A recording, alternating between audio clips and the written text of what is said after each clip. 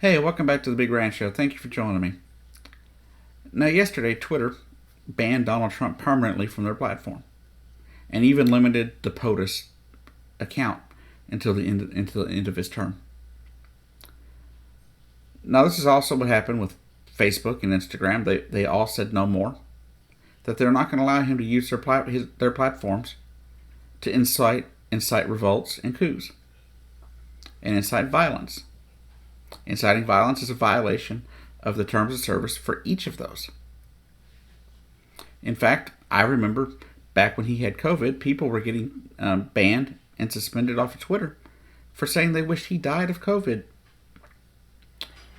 So what makes him any different? What makes him special? That's right, he's not. He's no more special than you or I when it comes to the terms and conditions of anything, of any platform. But unfortunately, you got a lot of people out there that seem to think that it's infringing on his free speech rights.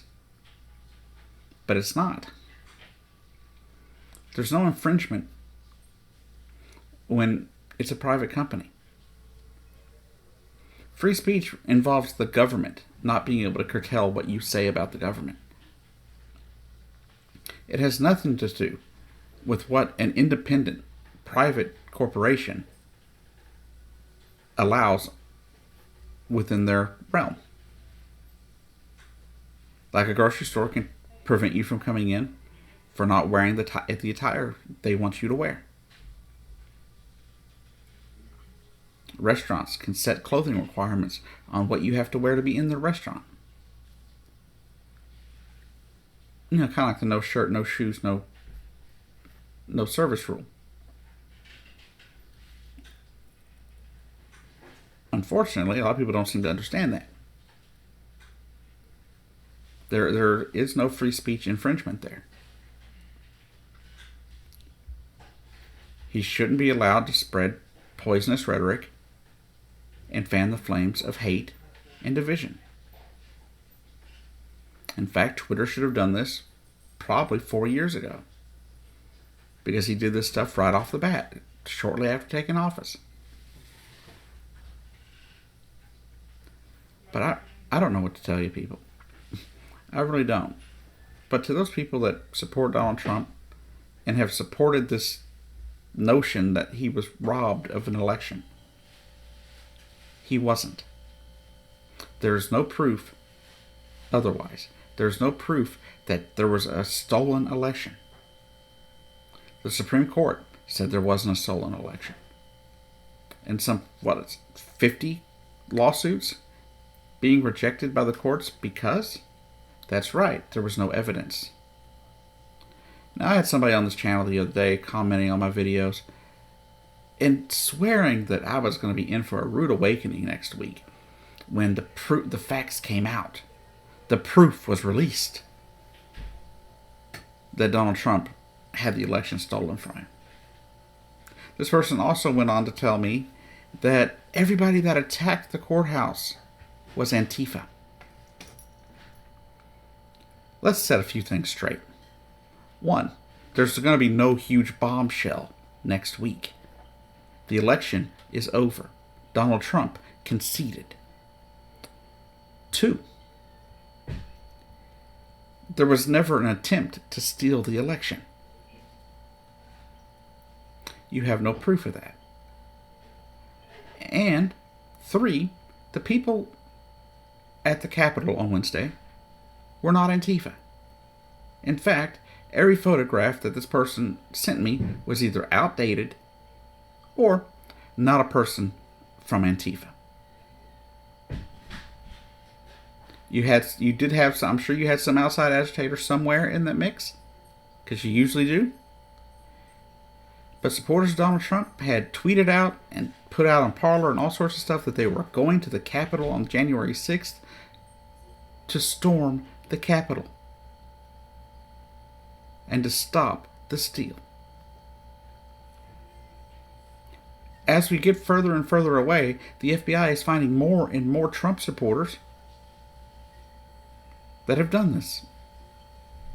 It's kind of hard to convince people that it wasn't your people that did it. when they keep being ID'd as people of your ilk. It saddens me that people have been duped to the point that they think this is okay, that this is reasonable.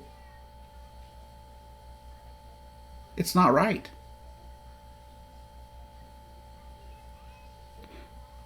But the fact is, like this guy that sent me pictures the other day, clearly has a problem. Doesn't understand what the facts of reality.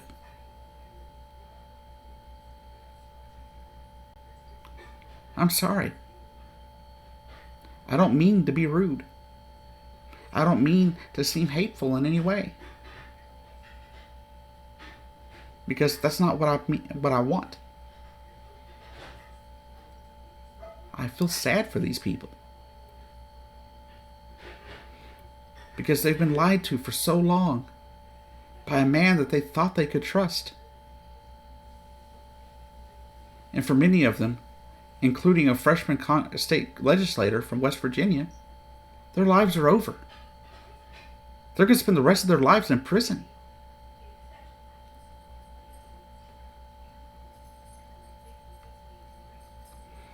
This freshman senator from West Virginia had just been sworn in. Now his career is over. His life is over.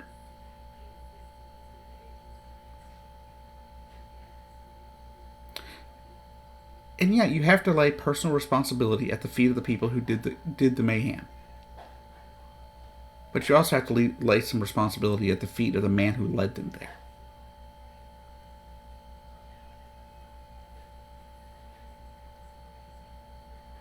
I know it may take a while. It may take a few years even to calm all this down. But at the end of the day, we have to let rationality rule the day. We can't just let madness and lies and half-truths get us riled up. Joe Biden has been talking about unity since before he ever even got elected. That we need to unite and heal the country from the years of division. And I don't know how we're going to do that. Because how do you reconcile with somebody that brought bombs and guns to overthrow our government? I don't know how. I don't know the solution. But we have to find a way. A house divided will not stand.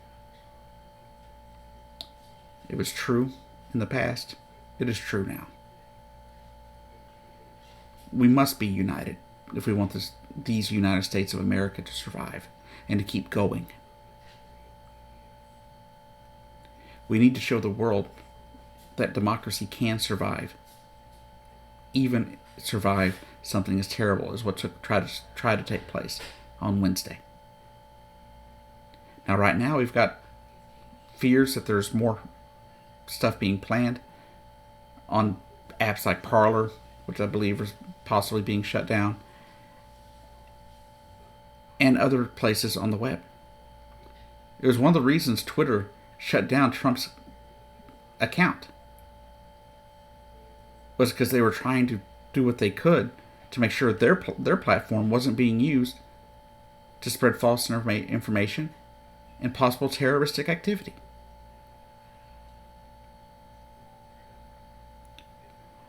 So, I really don't know what to tell people. It could be a rough ride, but I think we'll be fine. How? I don't know. Hopefully we can find a way to unify. And if anything, what happened on Wednesday should unify most Americans, left and right. Because I don't believe that the full Republican Party was on board with that. Do I believe a number of them were? Like Ted Cruz? Mr. Hawley? Yeah, I sure do. And there are like 120 in the Republicans in the House. The solution for those people are for them to no longer be seated and to be removed from the people's house. They all had the right to complain about the election. It's their right as a congressman. It was perfectly fine within their duty. But a lot of them outside of there stoked the flames of insurrection. These people weren't just out there to have fun. They're trying to overthrow our government. And if you supported that in any way, shape, or form, you should not have a place in our government. Anyhow, this has been the Big Ranch Show. I've been your host, Jacob Keck. I'll see you down the road.